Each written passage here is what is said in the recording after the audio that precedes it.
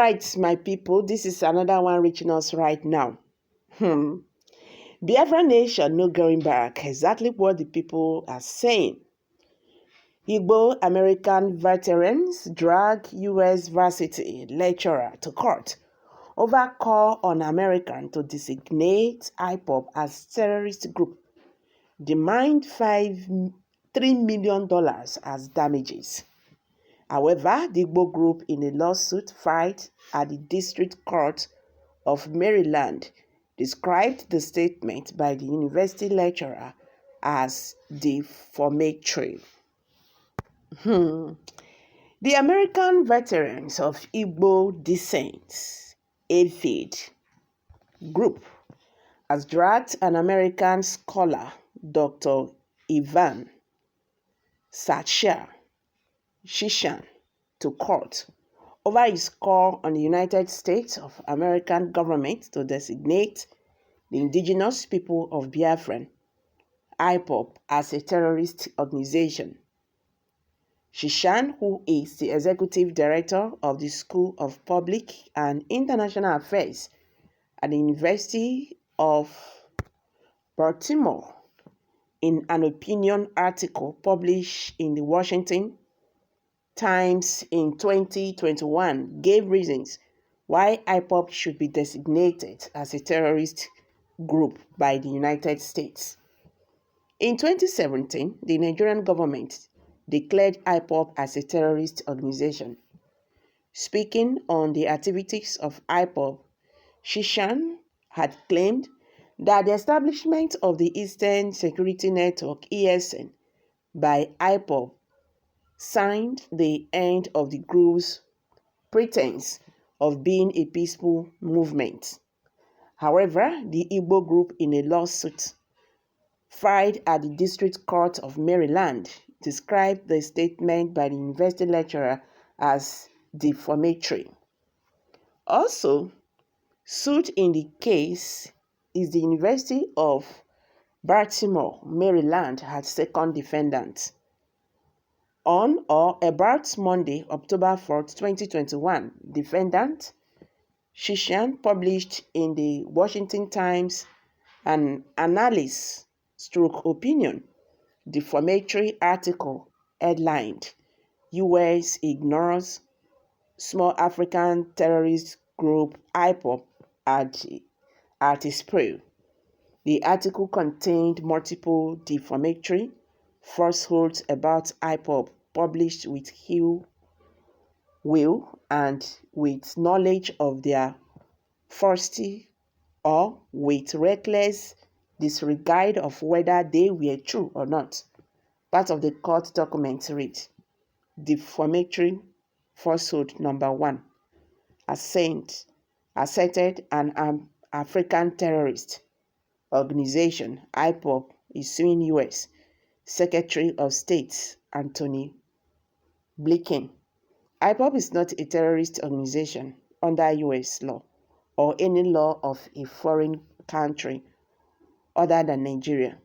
IPOB's designation as terrorist organization in Nigeria was made via a judiciary edict with no hearing or due process. IPOB opposes violence. It supports an independent Biafran sovereignty by peaceful means. At present, the Federal Republic of Nigeria is engaged in an ongoing genocide of Biafrans. Terrorist organizations employed unlawful violence against civilians to advance political objectives. IPOB does not. Defamatory falsehood number 2. Ascertained in contest that IPOB deserves listing as a foreign terrorist organization by the Secretary of State, pursuant to Section 219 of the Immigration and Nationality Act. The violent secessionist group in question, the Independent People of Biafra, IPOB, is yet to be designated as a foreign terrorist organization by the U.S. Department of State, among other things. An FTO listing requires proof that the organization engages in premeditated, politically motivated violence against civilians or non-combatant. C. 22 USC 265 6F D in bracket 2 8 USC 1182 A in bracket 3 in bracket. IPOB does not engage in politically motivated violence against civilians or non-combatants or otherwise, and does not qualify for listing as an FTO under the laws of the United States.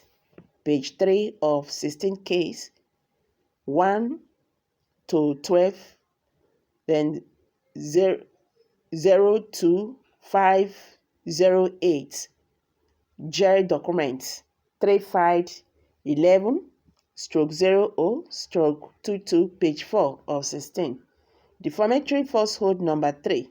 In contest, ascertained that IPOB leader Nnamdi Kanu supports terrorism, that Nnamdi Kanu feels no need to even disguise his support for terrorism is worrisome. But Nnamdi Kanu opposes terrorism. It is the federal government of Nigeria that daily practice terrorism against Biafrans. Defamatory falsehood number 4. In contest, ascertained that since December 2020, IPOB has engaged in violent and escalating attacks on both Nigerian security personnel and civilians. Since then, December 2022, violent IPOB attacks on both security personnel and civilians have surged by terrifying 59%, deaths by 344%. In fact, IPOB refrains from the use of force except in self-defense. IPOB has not attacked either security personnel or civilians since December 2022 or otherwise. Defamatory falsehood number 5. In contest, accused IPOB of killing the Fulani and inciting murder of any person who rents or provides accommodations to a Fulani. Through Radio Biafra, IPOB regularly calls on its supporters to not only kill the Fulani but to kill any landlord that gives accommodations or rents his house or a house to a Fulani person. In fact, IPOB does not call on supporters to kill the Fulani. Neither does IPOB call on its supporters to kill landlords that rent to the Fulani. Defamatory falsehood number 6. In contest, accuses IPOB of butchering 6 young Fulani children with machete, burning a baby alive, and discarding the corpses in mass graves. In one recent IPOB attack on a Fulani community, 6 children were butchered with machete. 1, a baby, was burned alive. Their bodies were discarded in mass graves. In fact, IPOB did not kill young Fulani children. They did not burn a baby alive, and they did not bury the putative corpses in mass graves.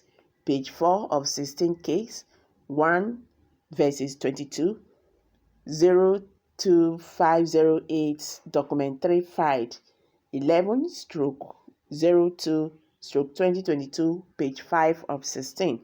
Defamatory falsehood number 7.